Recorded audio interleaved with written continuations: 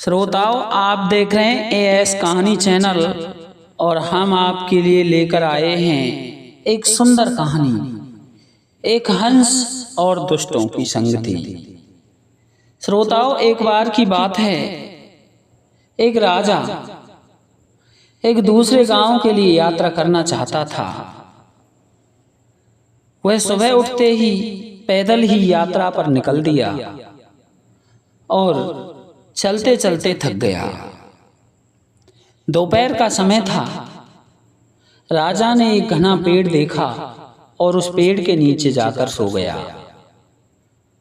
राजा ने अपनी चद्दर ओढ़ रखी थी, लेकिन श्रोताओं, उस पेड़ पर एक कौवा बैठा था और कौवे ने उस राजा की उस चद्दर पर अपनी बीट कर दी। इससे राजा की चादर गीली हो गई। श्रोताओं, अब कौवा वहां से उड़कर चला गया। थोड़ी देर बाद पास के ही एक निर्मल जल के तालाब से एक हंस वहां आया। वह उस कौवे की जगह पर बैठ गया। राजा की नींद खुली। अब राजा ने देखा, अरे मेरी तो ये चादर गंदी हो गई है, आखिर किसने इस पर बीट की है। राजा की नजर ऊपर गई। राजा क्रोधी स्वभाव का था। उसने कुछ नहीं देखा। उसने सोचा, इस हंस ने ही मेरी चादर पर बीट की है, इस हंस का ही ये कार्य है, मुझे इस हंस को अब बख्शना नहीं चाहिए। राजा ने धनुष बाण उठाए और एक तीर हंस पर चला दिया। हंस एक तीर में ही जमीन पर आ गिरा और जमीन पर आकर के जैसे ही गिरा तो उसने राजा से पूछा, हे राजन, आपने मुझे क्यों मारा है?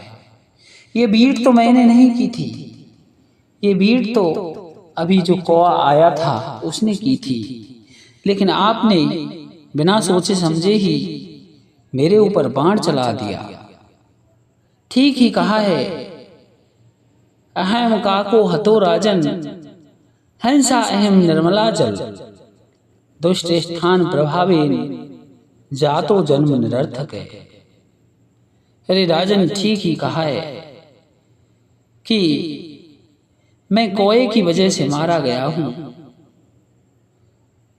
और उस दुष्ट कौवे के स्थान पर बैठने से मेरा ये जन्म अब निरर्थक जा रहा है, जबकि मैं तो निर्मल जल में रहने वाला हंस हूं।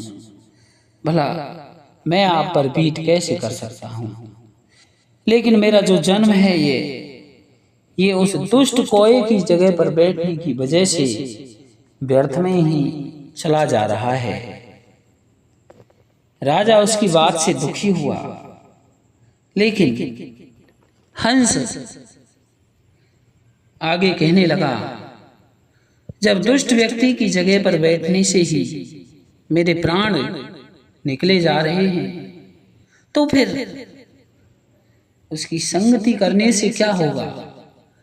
आखिर उसकी संगति का फल कैसा होता होगा? साथियों, ये शैक्षिक कहानी है। इससे हमें ये शिक्षा मिलती है कि हमें कभी भी दुष्ट लोगों के यहाँ नहीं जाना चाहिए, कभी भी दुष्ट लोगों की संगति नहीं करना चाहिए, क्योंकि दुष्ट लोग तो अब बच जाते हैं और सज्जन पुरुष फंस जाते हैं। इसलिए दुष्ट लोगों की संगति से बचना चाहिए। और श्रोताओं, दूसरी शिक्षा हमें ये भी मिलती है कि कोई भी कार्य हमें सोच विचार कर करना चाहिए। उस राजा की तरह नहीं करना चाहिए जिसने एक अबोध हंस पर बाण चला दिया। इसलिए कोई भी कार्य करने से पहले आपको सोचना चाहिए कि हमें ये कार्य करना है या नहीं करना है। तो श्रोताओं, आपको ये कहानी कैसी लगी? आप हमें कमेंट में लिखें और इस शैक्षिक कहानी का आनंद लें। धन्यवाद।